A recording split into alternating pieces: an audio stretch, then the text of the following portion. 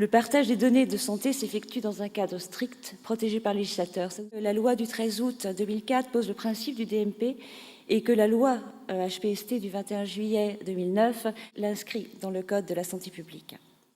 Extrêmement mobilisés, les acteurs ont manifesté dès lors le souhait de poursuivre l'expérience.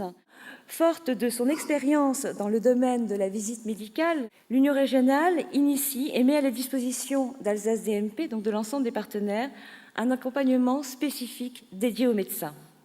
Ce sont 4 conseillers qui se rendent au cabinet des médecins dans les 4 territoires de santé d'Alsace et qui aident les médecins à la prise en main de l'outil qui a été conçu pour eux et qui leur assure, au-delà de cela, un suivi et une assistance personnalisée.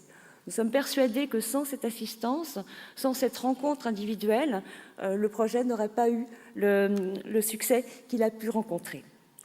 Qu'il s'agisse de la ville ou de l'hôpital, les partenaires se sont engagés à promouvoir un développement harmonisé des échanges de données électroniques à travers des axes complémentaires. Le DMP, la messagerie sécurisée, l'initialisation d'une démarche cohérente également de mise en œuvre des réseaux de santé à travers une première approche sur le réseau pneumo-réhabilitation à l'effort. Il faut conclure que l'objectif constant d'Alsace DMP est de converger vers un DMP national.